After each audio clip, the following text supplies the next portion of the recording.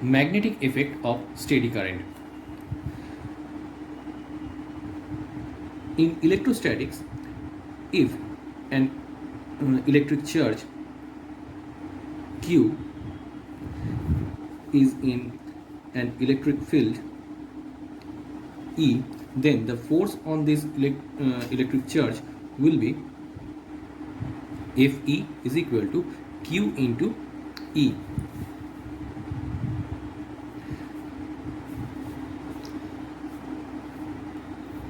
If this charge is not a static charge, then there will be another force. Suppose this charge Q is moving with a velocity v in this direction under a magnetic field, suppose in this direction. Then the magnetic force on this charge, say the Lorentz force, will be Fm is equal to qv cross b, and the direction of the magnetic force will be the direction perpendicular to the plane containing the velocity v and the magnetic field b. That is, for this case, if we consider the angle theta from v to b, since the velocity v is the first vector and the b is the second vector, then we have to take the angle from v to b. So for this case, according to the right hand rule, will the direction of the force will be perpendicular to the paper and outward drawn normal to the paper, like this, outward drawn normal to the paper, or in this direction. If the same case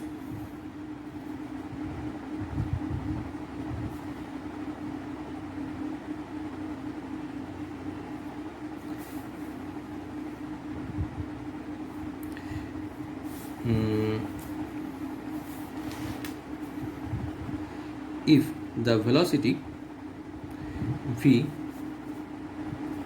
is in this direction, velocity of the charge is in this direction, and the magnetic field in this direction, then the force will be inside the paper, because v cross b, from v to b, we have to take the angle theta, and the direction of the force will be inward drawn normal to the paper, like this.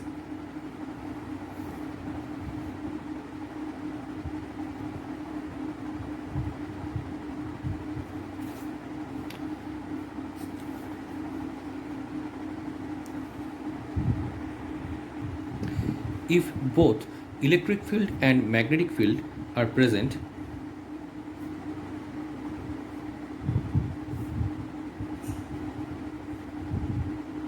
then the electromagnetic force, if both electric field and magnetic field are present, then the electromagnetic force F will be Q into E plus QV cross B, or Q common, E plus V cross B.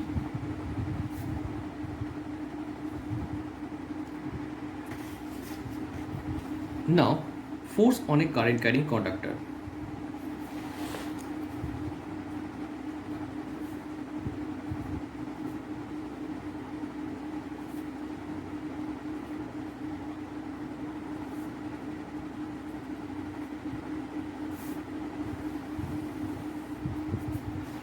Suppose there is a current carrying conductor.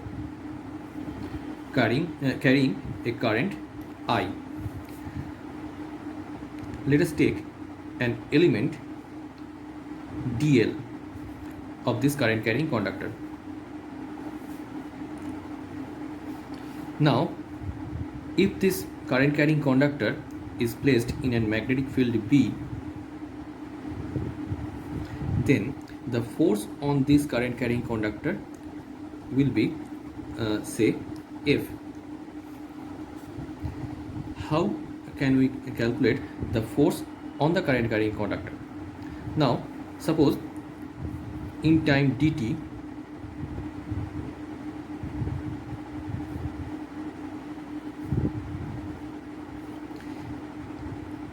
a charge dq is passed through the element dl. Therefore, the current of the where I is equal to dq dt and the velocity of the charge v is equal to dl dt. Okay, now the force on the charge dq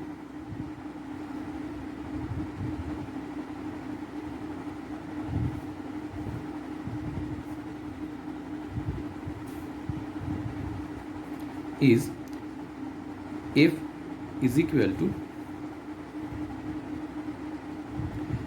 dq into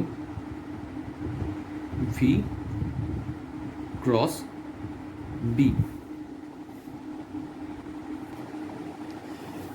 If the charge dq is passed through the element dl within time dt, then the velocity of the charge will be dl dt. So we can write this v dq into dl dt cross b. Now rearranging this equation, we can write dq dt into dl cross b. Actually, dq dt is equal to the current or I. Therefore, I dl cross b. Therefore, force on the element dl in magnetic field B is I dl cross b. For a finite length of the conducting wire, we have to integrate this part. Actually, for this case, we can take an elementary force.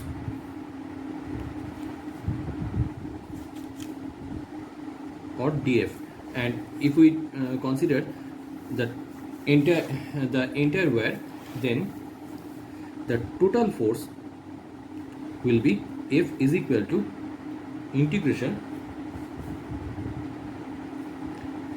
I integration dl cross b over L.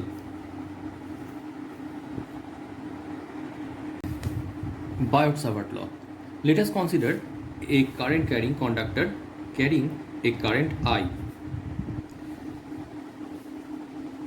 A magnetic field will appear due to this current carrying conductor. Let us consider a point, external point P at a distance R from the current carrying conductor. And here let us consider an element, say dl,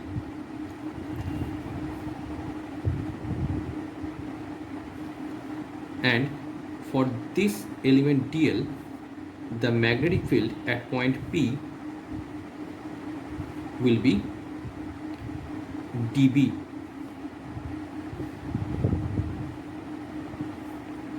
The angle between the element dl and the vector r is theta. The direction of the element dl is actually tangential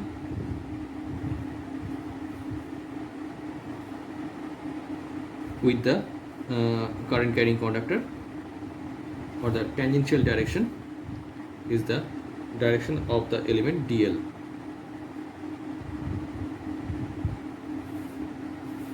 And the angle between this direction dl and the distance r is theta.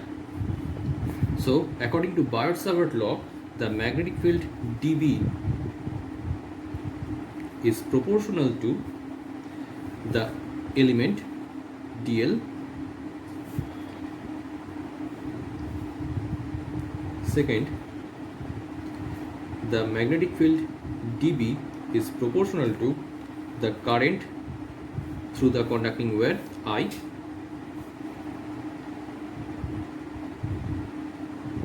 Again, the magnetic field dB is inversely proportional to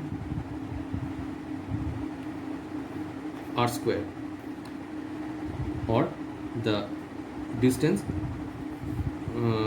from the element dl to the point P. And again, the magnetic field dB is proportional to sine theta,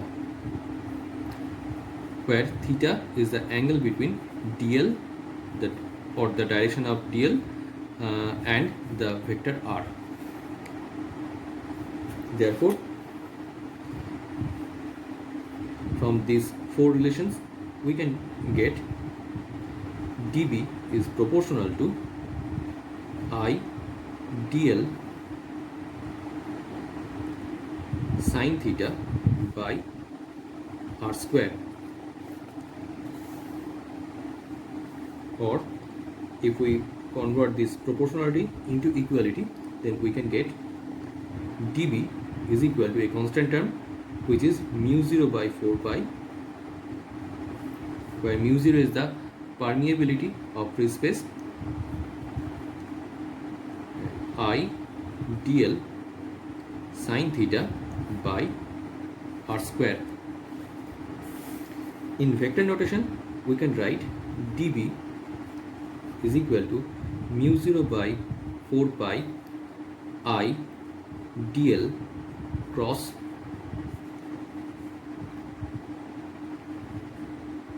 r by r cube. Or in other words, we can write dB vector dB is equal to mu 0 by 4 pi I dl cross unit vector r by r square. Now let us take a problem. The magnetic field due to a long straight current carrying conductor.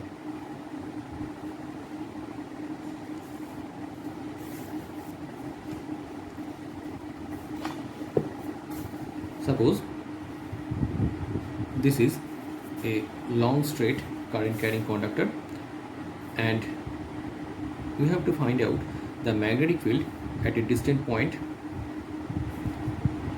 P from the wire at a distance, say D.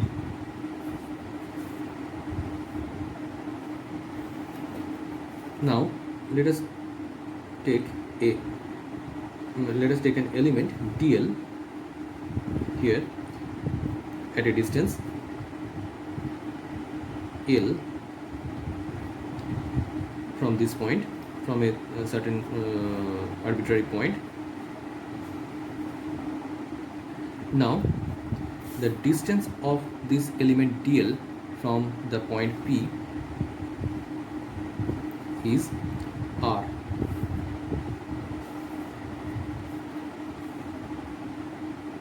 And let us join this point with P, and this angle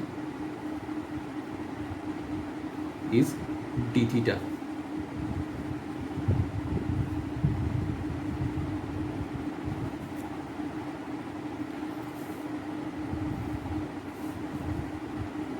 Suppose this angle is theta, therefore this angle will be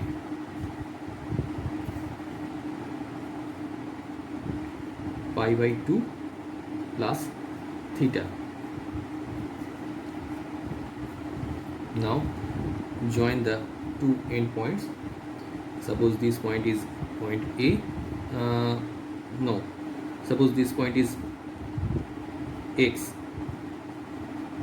and this point is Y, because if we take this point A and this point B, the B we have considered as the magnetic field, so we cannot take here a point named B. So let us take the point named as X and this is Y, and join this with P, and also join this point Y with P, and this angle is theta 2 and this angle is theta 1. Okay,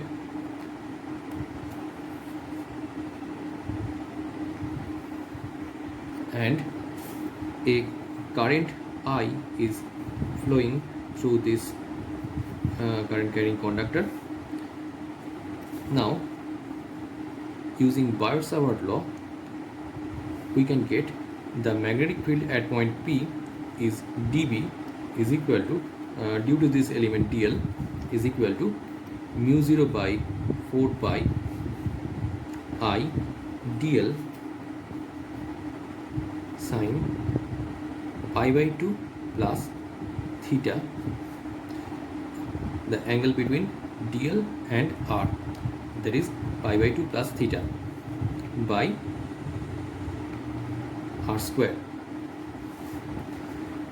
is equal to mu 0 by 4 pi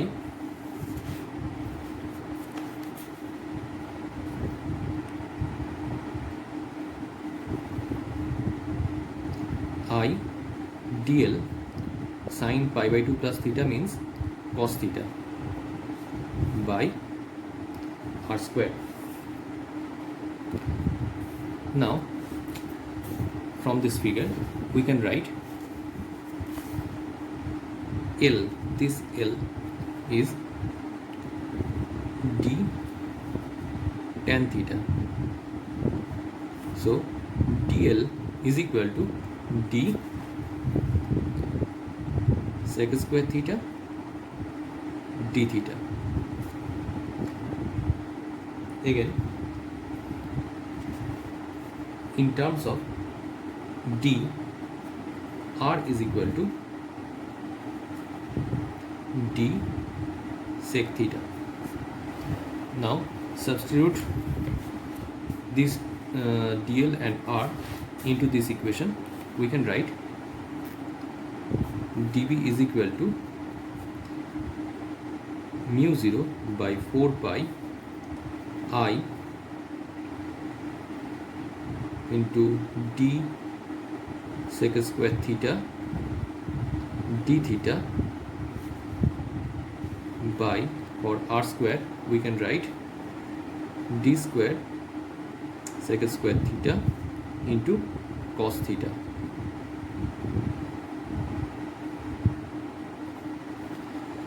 Is equal to mu 0 by 4 pi I by sec square theta can be cancelled out, and only here there will be only cos theta term. So cos theta d theta, 1d will be cancelled out here from here, so only d. So rearranging this part, we can write mu 0 I by 4 pi d cos theta d theta.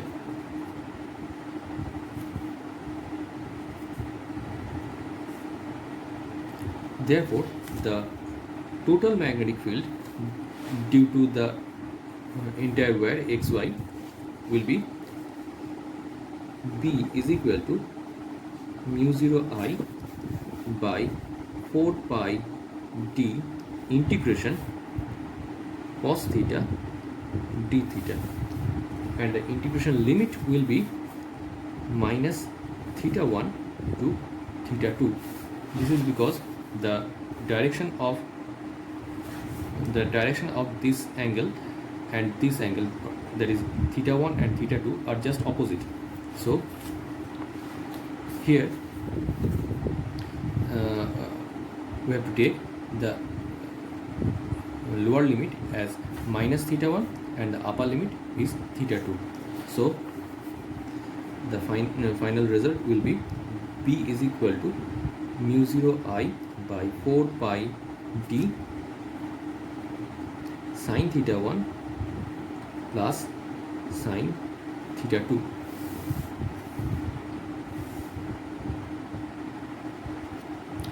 If the wire is infinitely long,